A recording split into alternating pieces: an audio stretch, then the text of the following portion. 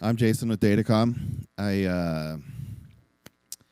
What to tell you about my company? I read a book a couple years ago called The 4-Hour Work Week, and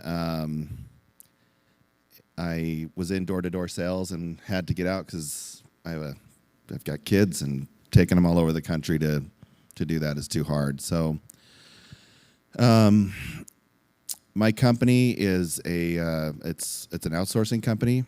So all of my employees, assets, everything are overseas. I've got 2 offices in Karachi, Pakistan. And what we do is we sell, on one of our campaigns, we sell internet and cable products here in the U.S. So the annoying guys that call you and ask you to buy stuff over the phone with an accent, that's my guys. So I don't have an office space or anything here. My goal with this whole company was to do what I do best and outsource the rest. And I've been able to get pretty much everything working pretty well without me having to be there, and that has been my goal. So one of the other campaigns, one of the reasons why I came to present at 1 Million Cups is because we want to help show businesses how to do what we do. Sometimes when you're starting up, you oftentimes don't have a lot of money for different things, and you have to bootstrap and learn how to do different skill sets. And what we do is we put together teams to help you do that at a much lower price than you'd be able to hire here in the U.S. So yeah, that's pretty much what my company does. We've done a lot of different campaigns. We've done outside of home services. We've done lead generation. We've done medical products. We've done a bunch of different things, just depending on what is needed. So that's pretty much how my company works. I've got my business partner who is pretty integral in making this happen. I started this by just searching LinkedIn for people who knew how to do what I was needing. And he was one of the first people that I met, and he immigrated to the U.S. in 2018, and that's when we started this company. So yeah, that's Datacom.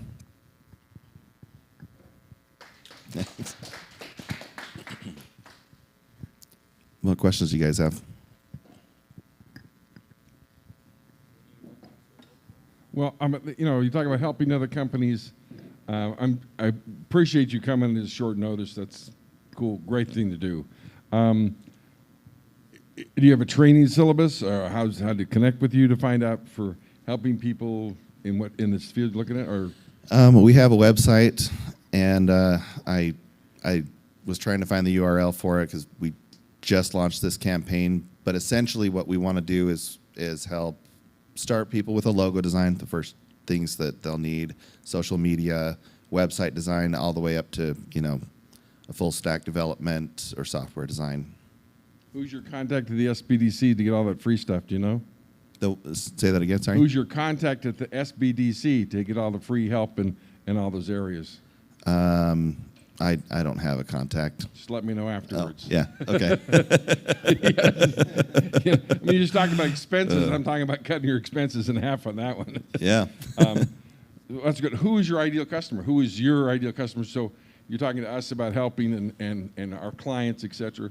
Who's your ideal customer that would best to refer to you? Companies that are trying to reduce expenses because of everything that's happened with COVID. You've got everybody is shifting to what our model already was. We have people who work from home that you can hire at a much cheaper rate, and it could be you could hire sales reps. You can hire, whatever the skill set is. If we have a couple week to a month lead time, we can hire that person at less than half of what you'd hire them here for. So Great. As far as like to kind of go further with our ideal customer, one of our biggest specialties is call center. So if you need customer service or sales support or technical support, those types of things, we have agents that can fulfill that.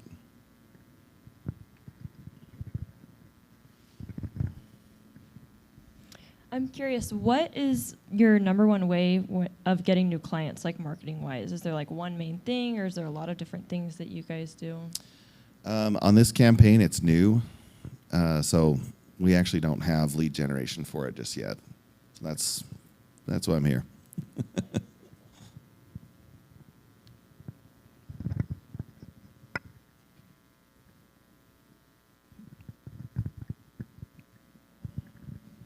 I'll ask another one, keep you busy. Okay. I know you probably weren't prepared with slides or anything, but is this an example of what you do, this bundle, or is this one of your clients, or is this you guys? This is us. This It is also something that we do. So we do work with companies that are in the home services space, and that's cable, internet, home security, those types of things. And this is an example of what we would do.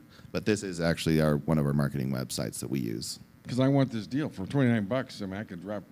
Yeah. You know. Unfortunately, we don't market in Utah. Yeah, I know. So I actually used to do this. I worked at ClearLink for a while. How do you combat, or what do you do about people who, essentially people are trying to not bundle, they're trying to decrease and diminish home services, and there's a lot more, nobody wants home phone anymore, fewer people want TV service, everyone's going to streaming service.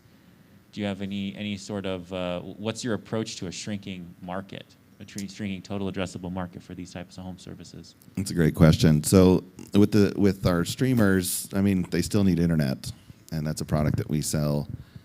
And yeah, the more that you bundle, the more that you save. And with this particular deal, it's actually cheaper to get the home phone than to not. So the way that the promotion works. So, but yeah, it just depends on. This is just one example of one of our carriers. So in Utah, you have Comcast, it's the big cable company. But in Nevada, Clark County, you have Cox, and in California, you have Spectrum, Charter, and so it all depends on what's available to that customer, what the deal is, and then that's how we go about pitching it. But our bundle rate is at about 95%. So, and that's of all three services. Another question where you just talking about your need to expand in marketing. Where are you releasing your podcast on? Is it on? You have a podcast? I don't. Okay, so that just is a suggestion, because you have a good story. Okay, you present your story well, who you are. It's unique, family, odd things you're doing. You're traveling, that's a great story. Just so you know, that to help draw people into you, you need to tell that story more. Awesome. Yeah, I've never thought of doing a podcast. So just this guy over here, catch him afterwards. Okay. Yeah. No, I've taught a couple of different people to do what I do, just because people see that, I spend as much time with my kids and my wife as I want. We've been to Europe a couple times, go to Hawaii a couple times a year. Not to brag, but we do all of that because the sacrifices that we've made, and I always wanted to be able to make money without having to go to work, and that to me is what entrepreneurship is really about. Is being the entrepreneur doesn't mean that you're the CEO. In my case, I am, but I have, maybe you guys notice this, but I have really bad ADHD. And so in college, yeah, I went to college for 7 years and got my associate's degree. So I wish somebody would have kind of stopped encouraging me to go that route and just said, hey, you need to go into sales, something other than college, because you're just not good at it. but I did come to that conclusion, and you know, I stopped pretending that I could be good at everything. And you know, that's how you get into the solopreneur path, is thinking that you're going to learn how to do every single thing in your business, and then you're working, you know, 50, 60, 70 hours a week trying to make your business go forward. But that's, you're not getting out of a 9-to-5 job to, you know, you're still, it's not a better situation. And so I just was honest with myself and just said, look, I know I'm not good at this. I know I'm not good at that. I'm good at sales, and I'm good at breaking down complex problems. Those are my skill sets. And so I did a process document on sales process for, you know, this particular product, so that I could train a 10-year-old how to do sales and selling this in particular. And then I just started bringing in people to do different things that I just, you know, like I tried to learn WordPress. I tried to go down the ClickFunnels route. I tried to do, you know, Facebook ads. Like I've tried to do it unsuccessfully. I mean, successful enough, but really inefficiently and really time consuming. And, but I had that honest conversation with myself and just said, look, these are the things that I'm not good at, and I can't be good at everything. And so, you know, do what you do best and outsource the rest is kind of the motto that I've had. And that's essentially how I built this company around, you know, the things that I can do well. So now I just pretty much do strategy in our new campaigns. You mentioned that one of the services that you give to businesses is a call center type services, right? You joked a little bit how, you know, those people that call you with an accent, you know, from India, those are your guys. But how do you, first off, I'd like to congratulate you that you did, you know, summer sales and door-to-door sales. That's tough. I've been there. Terrible. Didn't love it. But how do you get around the first barrier, especially over the phone, you know? How do you break down those barriers that, you know, I feel like it's easier to break down in person, but how do you do that over the phone? It's funny that you say that. That was a stigma that I thought of. I'm like, okay, how do everybody's going to hear that this isn't somebody from the U.S. But the funny thing about that is that people are pretty used to talking to somebody with an accent that's not from the U.S. when they call. Now, we don't do a whole lot of outbound calling just because of the, you know, FCC problems that you run into with it. But people, they kind of expect it. They expect to talk to somebody with an accent. And in a funny way, they're a lot more forgiving than a door-to-door salesman. See, so in door-to-door, I did door-to-door for 10 years and different products. And, you know, they're not expecting you to come to the house. So that's like the first hurdle you have to get over, is you have to give a good enough short pitch and get inside of the house and get them interested when they had no plan to do anything with it that day. With us, people kind of, if they click on one of our ads, then they're already kind of warm, if that makes sense. And then when they talk to somebody who doesn't speak great English, they're a little more forgiving to the sales process. You know, they kind of they take themselves through it, if that makes sense. Like a new door-to-door salesman, they usually have beginner's luck, because people know that he's just kind of stumbling through, trying to get it done, and so they kind of help him along the way, if that makes sense. So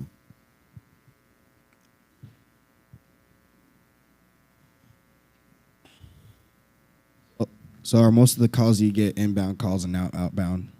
Like, it just depends on the campaign. Currently, yeah, mostly inbound. And in fact, we've really transitioned into chat for our sales. And people still notice the accent there because the grammar is going to be different than somebody who is here in the U.S. So, but yeah, I was pretty surprised, and they don't complain as much as salesmen here. I've had sales teams here, and trying to manage people's personal lives a little bit, because that's kind of part of the deal when you take a family to some place they've never been, to hopefully succeed in a straight, commission job. With our guys over there, one sale really, it changes their life with how much they make from doing sales for us, as opposed to trying to sell trinkets or, some other thing in their local city.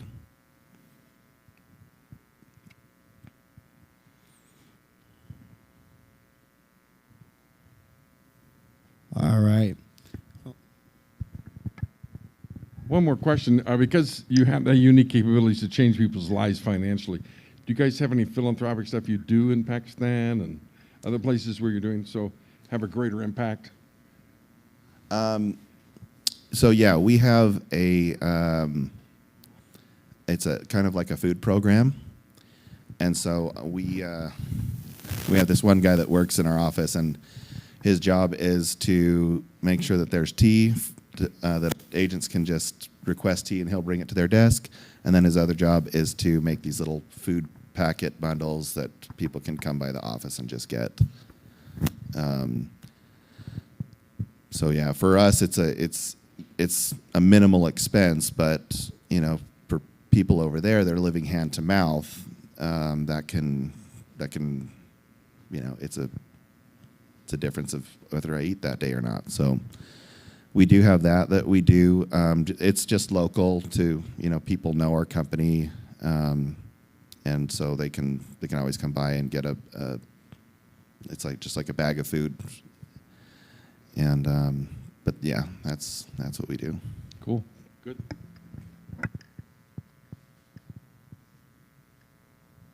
Sorry, I came in a little late. I might be asking a question you already answered earlier. Would you say that your age demographic is in the older one, as far as that one maybe going from 55 and plus? Because TV and, phone, typically within your younger generations is going to be a big skip, but maybe I'm wrong. It's a great question, and I would assume that, but our Facebook ad demographic is from 18 up, and that's how we get our best results. I haven't looked at the data on exactly what we're doing. As far as what's converting by age, but I do know that it's not specific to men or women, and that we do go 18 to 65 plus.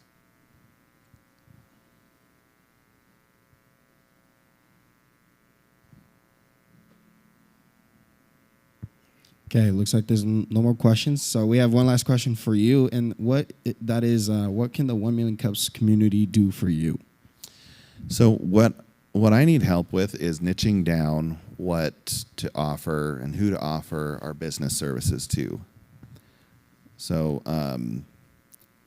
for me to hire a full-time employee a month, it runs me probably $800 to $1,000 salary. That's 40 hours a week. And that person can, they usually have a specific skill set, whether it's sales, web development, marketing, any of those things. Our software guys are a little more expensive, but that's what we're able to do for companies here in the U.S. You can't find somebody with that kind of skill set for that price. You can't find them to do anything for that price, at least not full time. And for the people over there, to give you an idea of how the pay difference is and living standard, $200 to $300 a month in Pakistan is like $60,000 a year in the U.S. And so yeah, it's good to have them have that opportunity, and then also present businesses here with that opportunity to leverage that. And it makes everything much more scalable.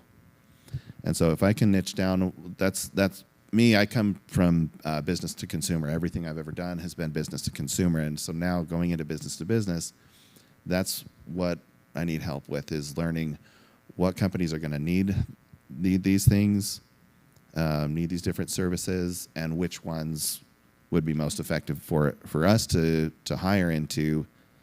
And then we also want to work with companies that really have good processes already built in, because the reason why people don't succeed in outsourcing is because they don't know they don't know what their process is to be able to hand it to someone and say, okay, study this, come back, and then you can start.